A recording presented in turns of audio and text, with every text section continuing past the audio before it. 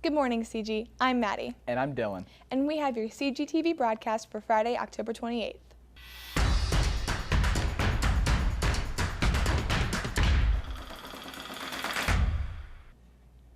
The fall musical Little Shop of Horrors premiered last night. Amy Lockhart has the story. On October 27th, 29th, and 30th, the theater department is presenting Little Shop of Horrors.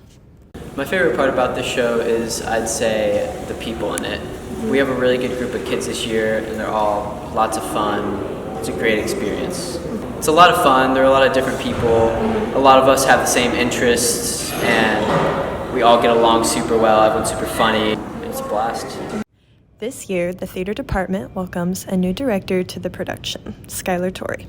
Miss Torrey is the new director this year, and she's doing fantastic, and she's making this experience a lot of fun for everybody in there. I think that also this group of kids, they're just ready to work.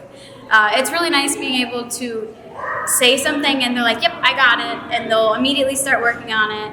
So it's really nice to be able to give them feedback and they'll answer it. I think that the audience is going to fall in love with the characters. A lot of my notes so far have been like, that's so cute. So it's going to take them on a roller coaster of emotions, and they're going to keep rooting for our two leads.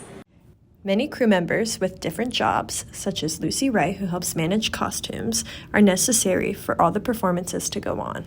So far we've organized all the costumes. We went to another high school to get costumes. I help my other group find stuff to do to organize costumes, and right now we're fitting people for costumes. I really like how Miss Tori's running it this year too, but I really like the show, and the costumes are really cool because it's like 1960s, 50s, 70s kind of vibe. While this show is special in many different ways, there's one key factor that separates it from all others. Man-eating plant. I think that sums it up pretty good.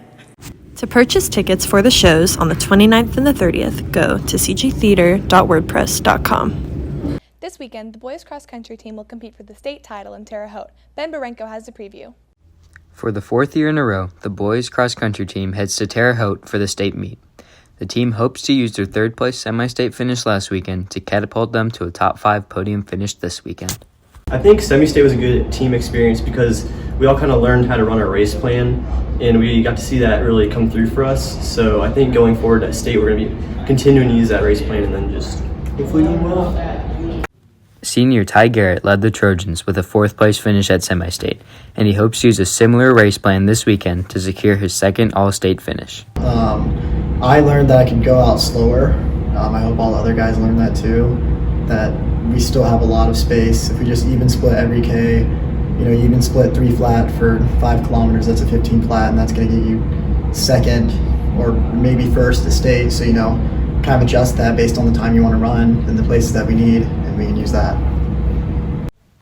After running at the state meet the past 3 years, including a 4th place finish 2 seasons ago, this year's team is hoping to use that experience both at state and on the Laverne Gibson course to their advantage.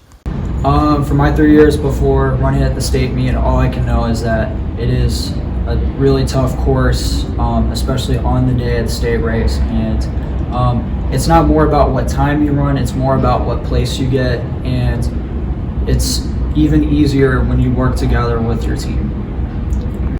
With state being the biggest meet of the year, a lot of strategy goes into the race plan. The biggest challenge at state, with there being so many runners, is just trying to be in front, because it's really easy to kind of get trapped in front of everybody. And so, just trying to kind of stay out front and then just not falling back, because once you fall back, you just kind of get eaten up. So, just staying in front.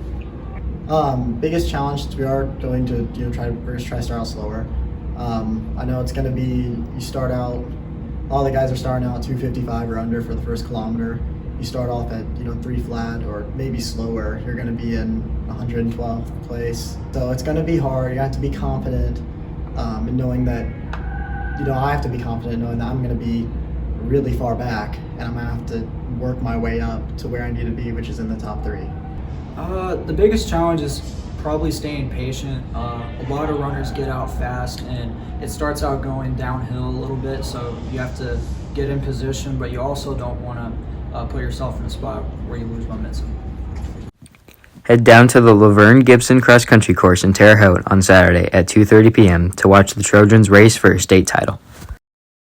This Wednesday, CG had the Halloween celebration in the Hall of Excellence for children up to 8th grade. Sports teams each had their own booth during the event, and they passed out candy to the costume participants.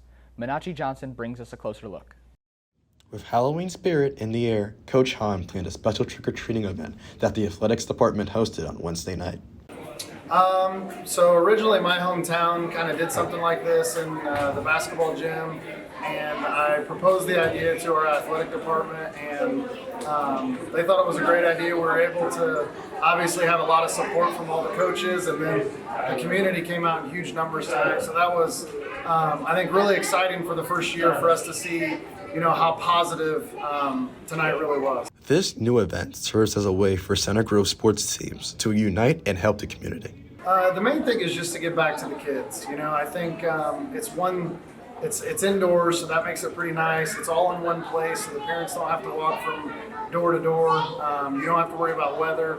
And I think it's cool that all the athletic teams get the chance to kind of bond and be together. We never get to do that because our seasons pull us in different directions. So it kind of serves multi-purpose. And just really cool to get back to the kids in the community. The community responded positively to the athletics department's giving back to the community.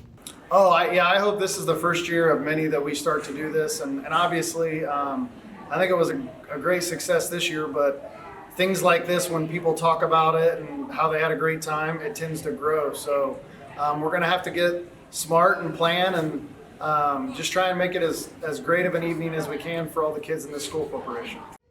With the success of the new event, the athletics department hopes to continue this fun celebration in the following years. Thanks, Menachi. That's all we have for you today, CG. Bye.